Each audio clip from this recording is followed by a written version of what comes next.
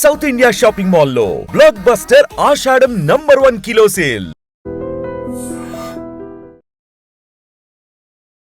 Welcome to iDream brand new show Think Again.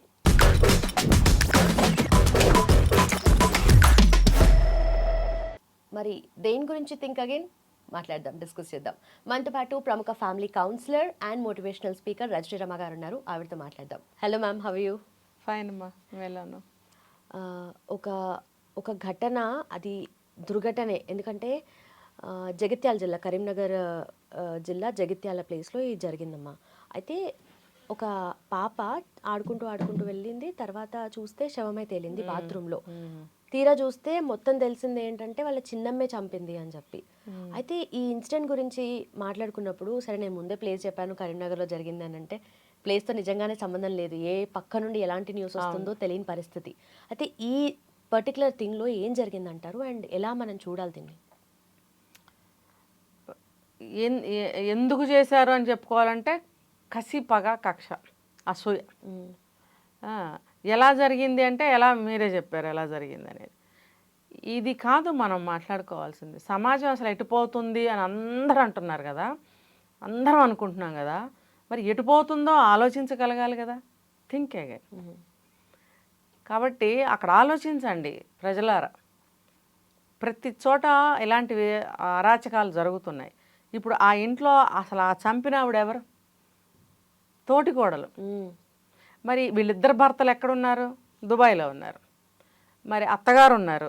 మరి ఆ మామగారు ఎక్కడున్నారు? ఆయన దుబాయ్లో ఉన్నారు. అంటే అక్కడ ఒక మేనేజ్మెంట్ అనేది అక్కడ లేదు. ముగ్గురు ఆడవాళ్ళు. ఎవరైతే చంపిందో ఈవిడికి 2 ఆడపిల్లలు, ఇంకొక తోటికోడలకి ఒక పాప బాబు అనుకుంటా. అంటే మొత్తం 4 పిల్లలు. 3 ఆడవాళ్ళు అక్కడ ఉంటున్నారు. వాళ్ళు డబ్బు పంపిస్తున్నారు. అయ్యో పిల్లల చదువులకి. ఆడవాళ్ళు పాపం ఒంటరిగా ఉన్నారు, ఏం కష్టపడుతున్నారో. మరి బంధువులు అనేవాళ్ళు ఎందుకు సాయం చేస్తారు, మనమే జాగ్రత్తగా అన్నీ చూసుకోవాలని కష్టపడి, ఆ ముసలాయన కూడా ఈ వయసులో కష్టపడి కొడుకులు సంపాదిస్తే కూర్చుని ఇద్దరు మిగతాయి చూసుకోవాలి. అలాంటిది ఆయన కూడా వెళ్ళి, ఎందుకు పిల్లలు ఉన్నారు, డబ్బు ఎక్కువ కావాలి, అదంతా సంపాదించి పిల్లల భవిష్యత్తుకి చదువులకి కావాలి, పెళ్ళిళ్ళు, ఆడపిల్లలు 3 ఉన్నారు, డబ్బులు సంపాదించాలన్న ఇదితో పాపం ఆయన ఈ వయసులో కూడా ఎందుకు వెళ్ళాల్సి వచ్చింది? వెళ్ళాడు. 3 మగవాళ్ళు బయటకు వెళ్ళిపోయినప్పుడు ఇక్కడ ఎవరి మీద కంట్రోల్ అనేది లేదు. సెల్ఫ్ కంట్రోల్ అనేది ఒకటి ఉంటే ఎవరి కంట్రోల్ అవసరం లేదు. కానీ వీళ్ళకి సెల్ఫ్ కంట్రోల్ అంటే ఏంటో తెలియని స్థాయిలో వాళ్ళు ఉన్నారు. ఇప్పుడు ఒక క్రమశిక్షణకి ఒక ఈ కేటగిరీ ఆ కేటగిరీ అని లేదు. లోయెస్ట్ కేటగిరీ వాళ్ళు కూడా ఎంతో క్రమశిక్షణతో ఇల్లు దిద్దుకుని భవిష్యత్తు మంచిగా ముందుకెళ్ళిన వాళ్ళు ఉన్నారు. మరి ఆ క్రమశిక్షణ రాహిత్యం, ఇక్కడ ఐకమత్య రాహిత్యం, ఐకమత్యం లేదు. ఇప్పుడు ఏంటి, మగవాళ్ళ అదుపు ఆజ్ఞ లేదు అక్కడ. ఇప్పుడు భర్తలు ఉంటే ఏంటి అరుస్తున్నారు అని ఒక మాట అంటారు వాళ్ళు. అలా అనే దిక్కు లేదు అక్కడ. 3 ఆడవాళ్ళు, అత్తగారు ఒకటి, ఆవిడ పెద్ద ఆవిడ, దట్టు అత్తగారు. వీళ్ళు ఆబ్వియస్లీ ఆవిడ మాట వింటారో లేదో మనకు తెలియదు. ఇంకా వీళ్ళిద్దరికీ అభిప్రాయ భేదాలు, గొడవలు, పెద్ద పెద్ద కొట్లాట్లు అవుతున్నాయి. ముఖ్యంగా ఈ సమయంలో చెప్తాను, పిల్లల ద్వారా కొన్ని గొడవలు అవుతుంటాయి. ఇప్పుడు వీళ్ళు ఉన్నారు, మరి జాయింట్ ఫ్యామిలీ కాబట్టి ఎవరి గది వాళ్ళకు ఉండొచ్చు. వంట గదిలో అందరూ కామన్గా వంట చేసుకుంటూ ఉండొచ్చు. ఫర్ ఎగ్జాంపుల్, ఈ పిల్లలు ఆడుకుంటూ వాళ్ళ గదిలోకి వెళ్ళచ్చు. వెళ్ళినప్పుడు ఏదన్నా ఒక వస్తువు తీయచ్చు, అది పగిలిపోవచ్చు, లేదా బాగుందని పిల్ల తీసుకుని వెళ్ళచ్చు. అదిగో మీ అమ్మాయి దొంగతనం చేసింది, అదిగో మీ అమ్మాయి నాకు ఎంతో ఇష్టమైన వస్తువు కింద పడేసి పగలగొట్టేసింది, నీ పిల్లని అదుపులో పెట్టుకోలేవా, నీకు బుద్ధి లేదా, నీకు అది లేదా, ఇది లేదా అని గొడవ ఆడతారనమాట. అదేంటి పిల్ల ఏదో తెలియక చేస్తే నువ్వు అట్లా మాట్లాడతావంటే నీకే బుద్ధి లేదని ఈవిడ అంటుంది. ఇలా చిలికి గొడవలు అవుతూ ఉంటాయి. అలాగే వీళ్ళిద్దరి మధ్యన ఎన్నో గొడవలు అవుతూ ఉన్నాయట. ఆ గొడవలు కక్షకి దారితీసి కోపం, ఆవేశం, క్షణికావేశం, ఇవి అహంకారం. మరి ఈవిడ పెద్ద కోడలా చిన్న కోడలా చంపినావిడ నాకు అది తెలియదు. ఒకవేళ ఈవిడే పెద్ద ఆవిడైతే కర్మగాలి, ఆవిడ మీద ఇంకా ఆధిపత్యం ఎక్కువ చెలాయిస్తుంది. నేను పెద్ద కోడల్ని. చాలామంది పెద్ద కోడళ్ళు చాలా అహంకారపూరితంగా ప్రవర్తిస్తారు. నేను పెద్ద కోడల్ని అని చెప్పి మిగతా ఉన్న మరుదుల్ని తోటి కోడల్ని చిన్న చూపు చూస్తుంటారు. ఏం పెద్ద వయసులో మాత్రమే కదా. అట్లా అసలు అనుకుంటారా? ముందు వెనక పెళ్ళిళ్ళై వెళ్ళాల్సిన వాళ్ళమే. అవును. పెద్ద కోడలైనంత మాత్రాన పెద్దరకంగా ఉండాలి. నువ్వు పెద్దదానివి, పెద్ద పెద్ద కోడలు ముందు వచ్చినప్పుడు వెనక ఎంతమంది ఉంటే అంతమందిని నువ్వు ఇన్వైట్ చేసి ఇంట్లోకి ఆహ్వానించి ఆదరించాలి నువ్వు కదా. వీళ్ళందరూ కూడా అక్క అక్క అంటూ ఉంటారు. ఇంకొకటి కూడా జరుగుతుంది, నలుగురు ఐదుగురు కోడళ్ళు ఉంటే మిగతా వాళ్ళందరూ పెద్దదిలే ఆవిడ ముసలిదిలే అన్నట్టుగా పక్కన పడేసి వీళ్ళందరూ ఒక గ్రూప్ అయిపోయి ఆవిడకి ఎగనిస్ట్ తయారవుతారు. ఎలా అయినా సరే తోటికోడళ్ళ మధ్యన రకరకాల చిచ్చులు పుడుతూ ఉంటాయి. ముఖ్యంగా పెద్ద కోడలు విషయానికి వస్తే ఇలా ఆధిపత్యం చేయడం, పెత్తనం చేయడం, మాట విసరడం, పని చెప్పడం, చివాట్లు వేయడం, విసిరి మాట్లాడటం, నిరసనగా మాట్లాడటం, హీనంగా మాట్లాడటం లాంటివి చేస్తూ ఉంటారు. ఇవి చాలా చోట్ల నేను చూశాను. అది ఆటోమేటిక్గా చిన్న కోడలకి మంట పుడుతూ ఉంటుంది అనమాట, కాలుతూ ఉంటుంది. అది రగిలి రగిలి రగిలి రగిలి ఏదో ఒక రోజున ఏదో ఒకటి అవుతుంది. ఇప్పుడు ఇక్కడ ఈవిడ చిన్న కోడలా పెద్ద కోడలా అనేది నాకు తెలియదు, కానీ మొత్తానికి ఈ చిన్న కోడలైనా పెద్ద కోడలైనా గొడవలు ఏ విధంగా వస్తాయని నేను చెప్పా కదా, ఆ విధంగా వీళ్ళకి వచ్చాయి.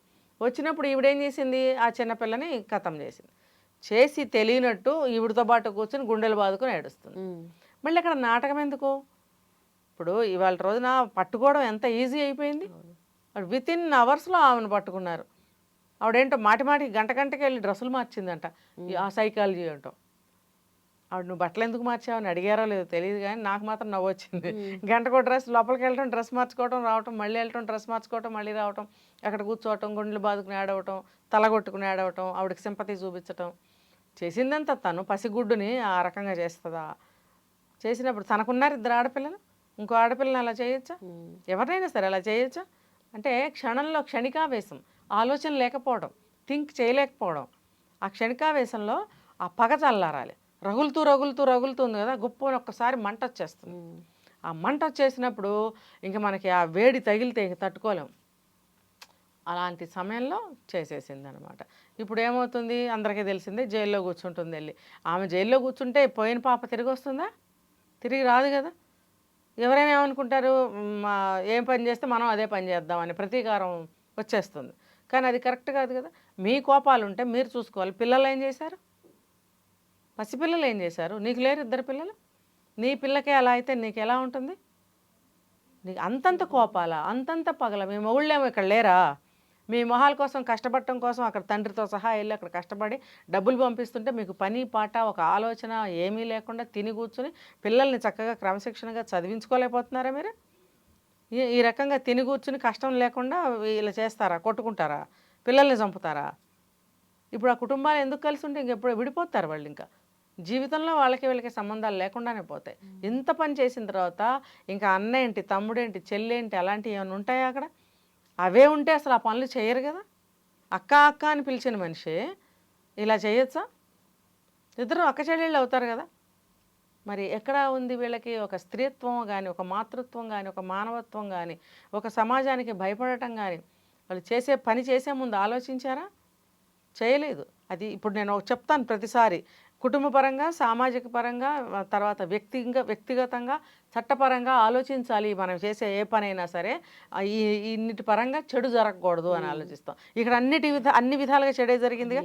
కుటుంబ పరంగా చెడు జరిగింది, వ్యక్తిగతంగా చెడే, ఆ అమ్మాయికి జీవితం లేదు. మరి సామాజిక పరంగా అంతా కూడా ఎంత కలుషితం అయిపోయింది. నువ్వు ఏం నేర్పిస్తున్నావు సమాజానికి, నువ్వేం మెసేజ్ ఇచ్చావు? కోపం వస్తే మనిషిని తీసేయి, ఇదేనా నువ్వు నేర్పించింది? సమాజం డిస్టర్బ్ అయింది. మరి ఇప్పుడు చట్టానికి నువ్వు చేసిన ఇంత పెద్ద గొప్ప పని చట్టానికి ఒక పని కల్పించింది కదా. వాళ్ళకి ఏమైనా ఖాళీగా కూర్చున్నారా? వాళ్ళకి ఏం కేసులు లేవా? వాళ్ళకి ఉన్న 24 గంటల్లో 50 గంటల పని దొరుకుతుంది వాళ్ళకి. ఎక్కడ మనిషి అనేవాళ్ళు ఎక్కడ చేస్తారు? ఇన్ని కేసులు ఎప్పుడు తేలుతాయి? పని పాట లేకుండా తిని ఒళ్ళు బలిసి కూర్చుని పొగరెక్కి దొన్నపోతుల్లాగా కొట్టుకు చేస్తారా? వీళ్ళు కర్ర తీసుకుని అత్తగారు కనుక వాతలు పెట్టినట్టయితే కాళ్ళ మీద బాధపడేస్తే వీళ్ళని బాగుండేది. అప్పుడేమంటారు, అత్తగారు మంచి చెప్పిందనరు, మనం కొట్టింది, మమ్మల్ని తిట్టింది అని. కొట్టద్దాము ఇలాంటి వాళ్ళని, విరక్కొట్టి పెట్టాలి మిమ్మల్ని. పాతకాలంలో పొయ్యిలో కట్టెలు కాలుతుంటే అది తీసి వంట చేసే పొయ్యిలో ఆ కట్టె తీసి కాళ్ళ మీద వాత పెట్టేవారంట. పిల్లలనైనా సరే, సొంత పిల్లలనైనా అల్లరి చేస్తే ఆ భయానికి జాగ్రత్తగా తప్పు చేయరని చెప్పి వీళ్ళని ఆ పని చేసి ఉండాల్సిందే అత్తగారు. మరి ఆవిడెందుకు ముదిరించి ఇలా చేసిందో తెలియదు.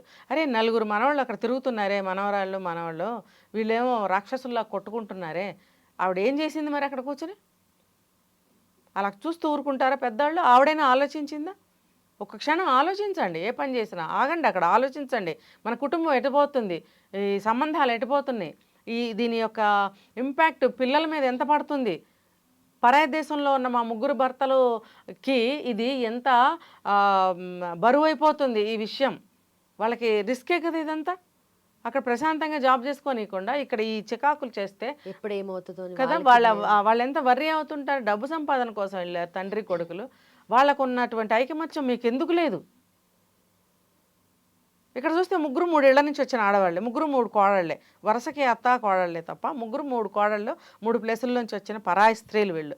అయితే మాత్రం ఒక కుటుంబానికి మీరు వచ్చారు, మీ జీవితాన్ని ఇచ్చారు ఒక కుటుంబానికి, అక్కడ ఏకమవ్వాలి అనే జ్ఞానం లేదా మీకు, అనే ఆలోచన లేదా మీకు? ఏ కోడళ్ళైనా సరే బుద్ధి లేని కోడళ్ళకి నేను చెప్తున్నాను, బుద్ధి లేని అత్తలు కూడా ఉన్నారు నేను చెప్తున్నాను, అందరూ కాదు ఇలాంటి వాళ్ళకి నేను చెప్తున్నా. ఈ బుద్ధి లేని అత్తలు, బుద్ధి లేని కోడళ్ళు ఇలాంటి సంఘటనలు చూసైనా సరే మీ కుటుంబాలని సరిగ్గా పెట్టుకోండి. ముఖ్యంగా ఈ కోడళ్ళు పాత సినిమాల్లో రాక్షసుల్ని చూపించేవారు, అలాంటి రాక్షసుల్లాగా తయారయ్యారు. సమయానికి స్నానం చేయరు, వంటలు చేయరు, పిల్లల్ని చూసుకోరు, ఒక మంచి లేదు ఒక చెడ్డ లేదు. వీలైతే సెల్ ఫోను, లేకపోతే టీవీ, లేకపోతే ముచ్చట్లు పెట్టుకుని కూర్చోవటము, లేకపోతే గొడవలు చేసుకోవటము. ఈ అంతా కూడా క్రమశిక్షణ రాహిత్యం. పెద్దావిడ అత్తగారుండి క్రమశిక్షణలో పెట్టాలి వీళ్ళని. ఆవిడేం చేసింది, ఆవిడేం ఆలోచించింది, వీళ్ళేం ఆలోచించారు. కాబట్టి ఏ పని చేసినా think again and think it once అని నేను చెప్తున్నాను. Thank you so much. నిజంగానే థింక్ అగైన్ అన్నదానికి ఈ పర్స్పెక్టివ్ అనేది జనరలీ మనం ఏదైతే ఇగ్నోర్ చేస్తామో వాటిని చాలా క్లియర్గా ఎక్స్ప్లెయిన్ చేశారు మేడం. అండ్ ఆల్సో ఇలాంటి సంఘటనల గురించి మాట్లాడడం కన్నా మనం ఫీల్ అవ్వడమే ఎక్కువ ఉంటుంది, ఎక్కువ మాట్లాడలేం కూడా. Thank you so much ma'am.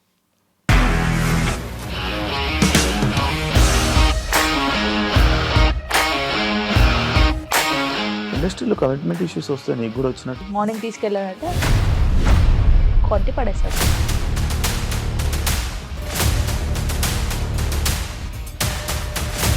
ఒక్కళ్ళు కూడా చూడలేదు ఈ సినిమా అని చెప్పడానికి కూడా చాలా ధైర్యం కావాలి. అది నిజం కదా, దాంట్లో ధైర్యం ఏంటి? ఇది నెక్స్ట్ డే ప్లేట్ మార్చేస్తే తప్పు కదా. As of now we are comfortable this అని నేను అనుకుంటున్నాను. రష్మిక గారిది మీది ఒకే ఊరంట కదా?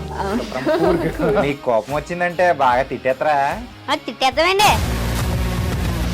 నిజంగా గేమ్ ని ఎలా చేంజ్ చేయగలిగారు? ఏపీఎస్ఎఫ్సి వాళ్ళకి 6 నెలల్లో నేను 6 లక్షలు కట్టా. బిజినెస్ చేయాలనుకుంటే it is as difficult as riding a tiger.